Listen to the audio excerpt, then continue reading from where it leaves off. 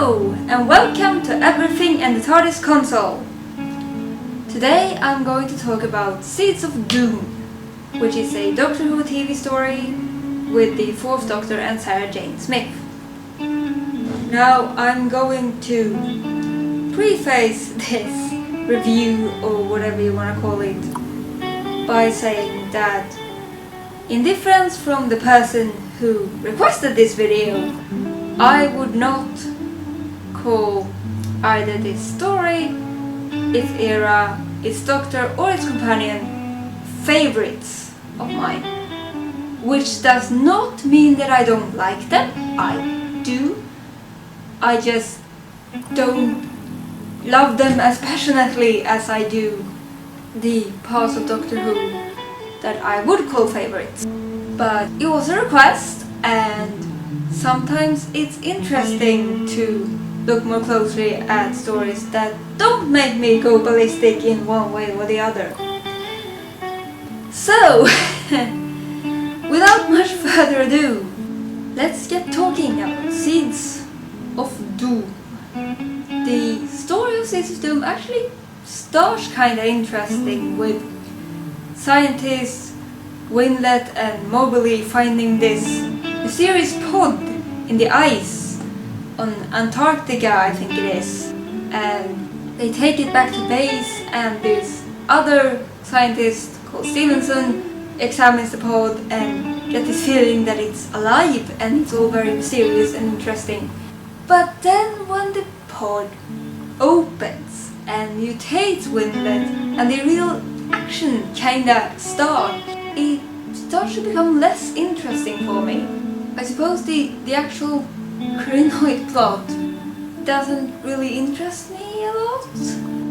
When this plant lover Mr. Chase sends off his henchmen to get the pod because of the information they got from this man called Dunbar, they try to get the pod, and then they do get the pod, and then the Doctor and Sarah goes to get the pod back, and there's this Krynoid mutation thing going on at the same time, or, well, obviously the Krynoid came from the pod and starts to take over the Windlet, and later also like all plants and stuff. I mean, it's not a bad plot. I'm not gonna say like, oh, it's a really bad and boring plot. No. It's not really, but it doesn't interest me personally that much. What did keep me interested enough to want to keep watching, though, are some of the characters in this. So I'm gonna talk a bit more about those. Though I'm actually gonna start with our regulars, the Doctor and Sarah Jane Smith. Tom Baker's Doctor does strike a pretty good balance actually between being funny and serious. However, while he does still make me giggle when he does funny stuff, and he is very good at showing fury when he actually gets angry, which he does a couple of times in this. Like, he is really good, but for some reason the 4th Doctor doesn't entice me as much now compared to when I first saw his era. I'm not really sure why, like maybe it's that I find him a bit too samey. Like, I don't really get much new stuff out of him anymore. I don't know. That being said, Sarah Jane Smith, played by the wonderful Elizabeth Sladen, while not the top favorite companion of mine, is great in this. I was more impressed with her than with the Doctor in this story. Seriously. Like, when she stands up to Scobie and shows more courage than him. Scobie is a henchman of plant lover Mr. Chase, which I think I didn't mention earlier. She's also really good at using logic to appeal to the more moral characters and have them do what she and or the Doctor wants in the story. But she also shows compassion to those who suffer or when someone has died, which I also appreciate. So yeah, Sarah Jane Smith is definitely the standout of the two regulars for me. Getting on to the guest characters of the story, I don't remember much of Wimlet from before he became a Krynoid. Krynoid itself was threatening enough, if not that interesting to me.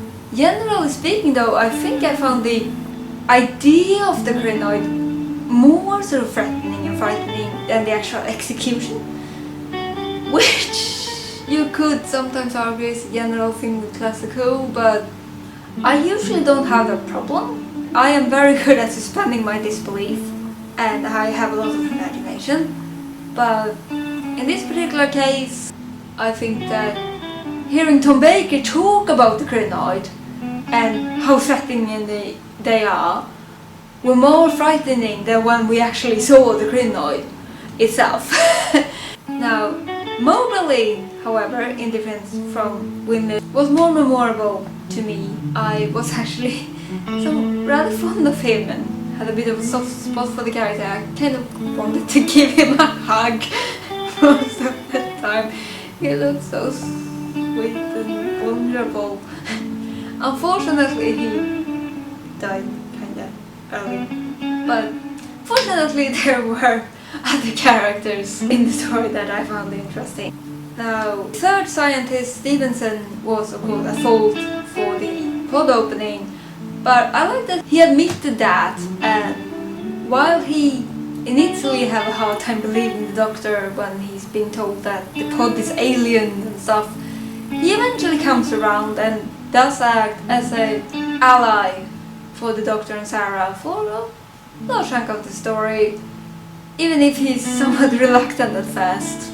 Like, he was rather emotional, but he still did what had to be done, and it was good. Now, moving on from the scientists to talk about some of the other characters, starting with Dunbar, which is a character that first seemed to start off kind of one note, but that became more complex later as he realized what he had done by giving Mr. Chase the information he gave him and had to struggle with this sort of moral dilemma. I was genuinely impressed with Dunbar, particularly since he came off as less complex in the beginning, so I thought like this would be a somewhat one note but maybe still somewhat entertaining character, and then he turned out to be so much more, which was really interesting to see. Now, let's talk about Mr. Chase, who is so entertaining to watch. He really is one of those, it's really entertaining to watch villains that are, you know, just over the top enough without being too much so, and that have a bit of this upper class attitude, but also is like really obsessed with something, in this case plants, and who also technically is a little sympathetic, or at least understandable. Like, you can see his point of view. It doesn't excuse the things he does, but you can understand him. Like, you can see where he's coming from and have fun seeing him act out his obsession in ways that are technically that good, but they are really entertaining to watch. Aside from Sarah Jane Smith, he is one of the other sort of scene stealers. Yeah, it's the kind of villain that I and probably many others really enjoy in our fiction. So, thumbs up for that. Now, the henchman Mr. Scorby, on the other hand, I don't really like, which might be the point of the character in a way. Not that he's badly written or badly acted, he just puts me off and pisses me off at times. Yeah, I don't like Scorby. I wish he would have been the first one to die instead of dear Mowgli, my sweetheart. But I digress. Now, the last character I'm going to talk about that was another real standout for me is this lovely old lady called Amelia. She's introduced later in the story when the Doctor and Sarah Jane are trying to find out where the pod might have gone, and they find this painting in the back of a car whose driver tried to kill them.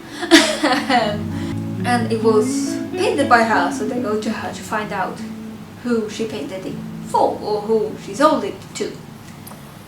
And she is just so lovely and is also like really gung-ho and clever. Like, she likes the excitement and she's clever, and she goes to Mr. Chase after the Doctor and Sarah's gone there, saying that she comes there to get the money he owes her for the painting, which he never paid. But she's actually there to find out what's going on and find out if the Doctor and Sarah Jane are alright, and then report to this other character that is not memorable enough for me to actually remember his name.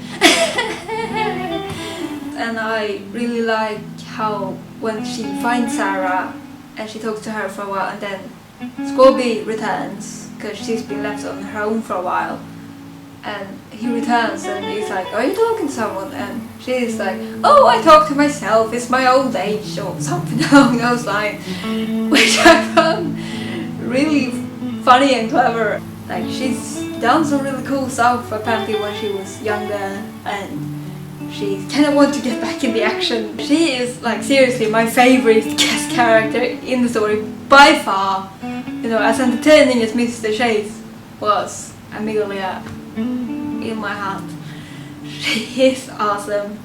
Yeah, there are a couple more characters, but they didn't stand out as much, so I'm not gonna talk about them. So, moving on, I'm going to talk about the visuals a bit. The snow on ice looks really nice, which might be a weird thing to say, but it's something that instantly came to mind when I started watching it. Like, this looks really lovely. Good icy landscape. The crinoid effects were sometimes really good looking and other times less so. Yeah, it didn't really entice me much. Now, let's talk clothes for a minute. Sarah Jane has a really pretty fur coat. And the clothes she wears later in the story when they are at Mr. Chase's house also like really cool looking. Like, I want those clothes. Are they on sale anywhere? They look really cool. And the Doctor looks really great in the hat he takes from the car chauffeur too. Like, he really suits him, that hat. That's the shallow note of the video. In summary, the Seeds of Doom starts off with an interesting sort of base premise, but the plot gets less interesting to me as it goes on.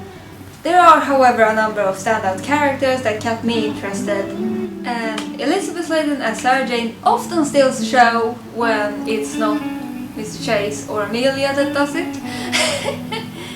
It's not one of my favorite stories, but it's still a really solid good one that I can see why others would like. And that's where I'm gonna end my talk about the Seeds of Doom. Not to be confused with the Seeds of Death, which I like better. 60s Hope for the win. So that will be it for this video. If you have some other requests or just want to comment on what you thought on the story, or the Fourth Doctor, or Sarah Jane, or anything else that's related to what I've talked about in this video, feel free to leave that in the comments below. I'm gonna end the video here. I'll see you another time. Ciao!